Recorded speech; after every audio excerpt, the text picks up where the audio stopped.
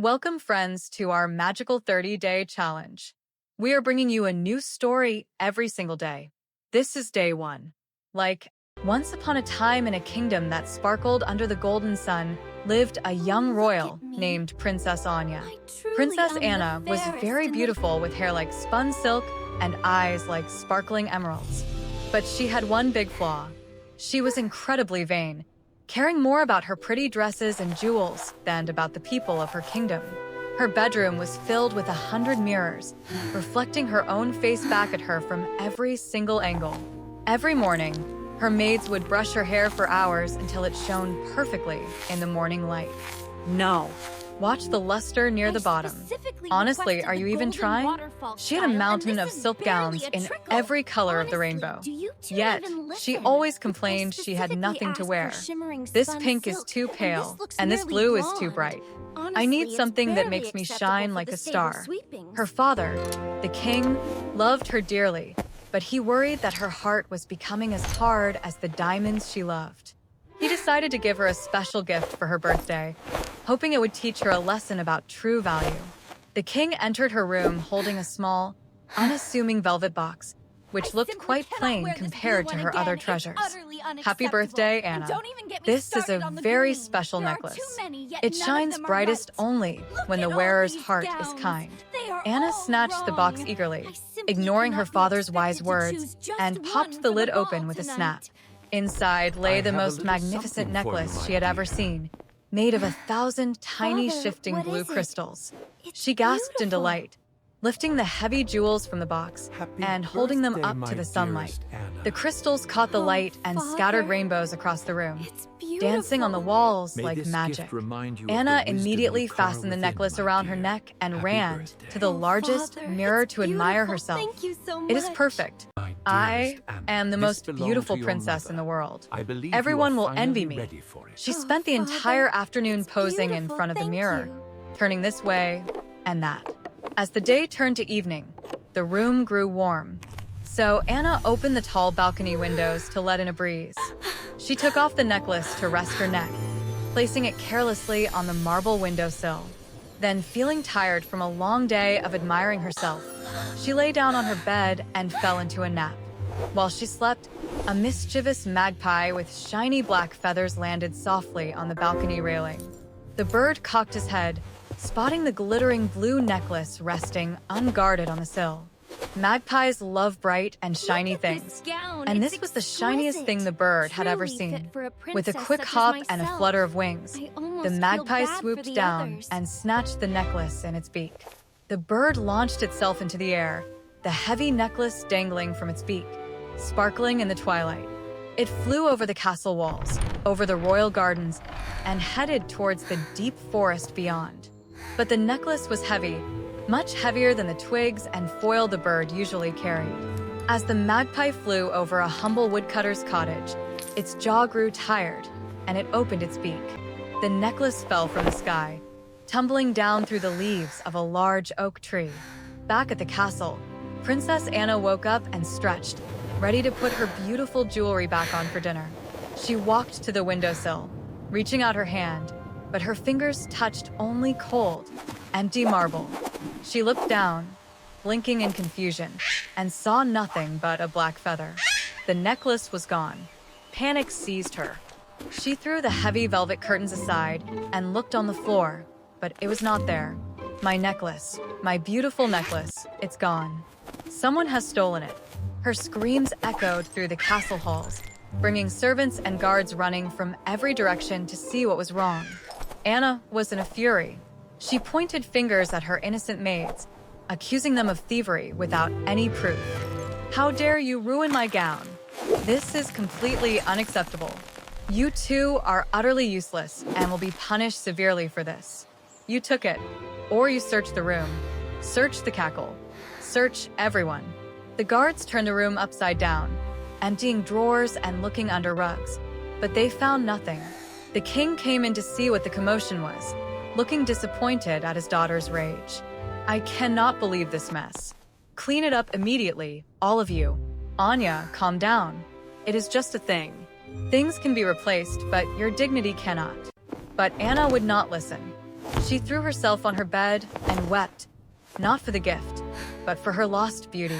She declared that she would not eat or sleep until her precious necklace was returned to her. Meanwhile, deep in the forest, a young girl named Elise was gathering firewood for her family. Elise was poor. Her dress was patched and faded, and her shoes were worn thin. But unlike the princess, Elise had a smile that was warm and kind, and she hummed as she worked. As she bent down to pick up a stick, she saw something glittering in the tall grass near the oak tree. She brushed the dirt away and gasped. There lay the magnificent blue crystal necklace. Wow, it's beautiful. She picked it up gently. It was heavy and cold, and it sparkled even in the dim forest light. Oh my, I have never seen anything so beautiful. It must belong to a fairy queen. She ran inside the cottage to show her mother, who was cooking soup over a small fire. Her mother looked at the jewels with wide eyes, realizing instantly that this was no fairy toy. Elise, this is a royal treasure. Look at the crest on the clasp. It belongs to the princess. Elise knew that selling even one stone from the necklace could feed her family for a year. Her stomach rumbled with hunger, and she looked at the thin soup in the pot. But Elise shook her head. She knew that keeping something that wasn't hers was wrong. We must return it. Mother, the princess must be so sad to have lost it. Her mother smiled proudly and wrapped the necklace in a clean rag to keep it safe. The next morning, Elise set off early, walking the long, dusty road towards the castle. It was a long journey for her little legs. The sun beat down hot on her head. Carriages passed her by, splashing mud on her dress. But she kept walking, clutching the bundle tight. Finally, the tall spires of the castle appeared in the distance, shining like hope. Elise reached the massive iron gates of the castle, where two grumpy guards stood watch with spears. She tried to walk through, but the guards crossed their spears, blocking her path. Halt! No beggars allowed in the castle. Go away, little girl. Please, sir, I have found something precious belonging to the princess. I must return it. The guards laughed at her, looking at her ragged clothes and dirty face. You found a treasure? Likely you want to steal something. Be off with you. Elise felt tears sting her eyes, but she didn't leave. She sat down by the gate and waited. She waited for hours. The sun began to set and the air turned cold. Inside the castle, Princess Anna was pacing her balcony, looking miserable and angry. She looked down at the gates and saw the tiny speck of a girl sitting there stubbornly. Curious and bored, Anna ordered her servant to go down and see what the peasant wanted. The servant brought Elise into the great throne room where Anna sat on her velvet chair. Please, sir, I have found something precious belonging to the princess. I must return it. Elise felt very small in the giant room. The floor was so polished, she could see her reflection. Anna looked down her nose at Elise, unimpressed by the dirty girl. Well, the guards say you refuse to leave. What could you possibly have for me? Elise stepped forward with shaky hands and unwrapped the simple rag bundle. The blue crystals caught the candlelight and blazed with brilliance. Anna gasped and jumped up from her throne, rushing forward to snatch the necklace. My necklace? You found it. Oh. Give it here this instant. She grabbed it from Elise's hands without even saying thank you, clasping it around her neck immediately. Elise stood there quietly watching the princess admire herself in a hand mirror. The king, who was watching from the side, stepped forward and placed a hand on Elise's shoulder. Tell me, child, where did you find this? And why did you bring it back? Elise looked up at the king with her honest eyes and curtsied clumsily. I found it in the forest, your majesty. I brought it back because, well, it isn't mine. You could have sold it and been rich forever. Why didn't you? Because taking it would make me a thief. And riches aren't worth more than being good. The room went silent. Anna stopped looking in the mirror and slowly lowered the glass. She looked at Elise's worn-out shoes and her patched dress. And then she looked at the glittering jewels. For the first time, Anna noticed that the necklace felt heavy and cold around her neck. She looked at Elise's face, which was dirty, but shining with a kind of beauty Anya didn't have.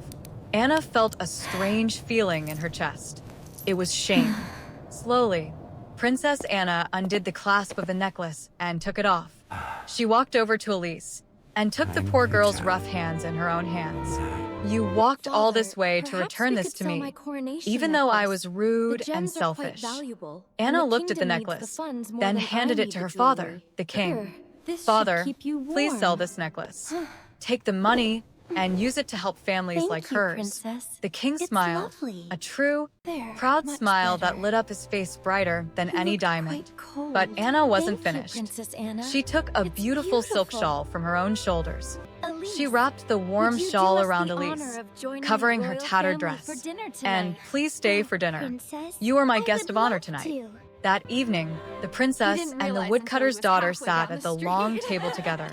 They ate delicious food and talked and laughed, becoming fast friends despite their differences. Elise taught Anna about the birds in the forest, and Anna told Elise funny stories about the castle. From that day on, Princess Anna changed completely.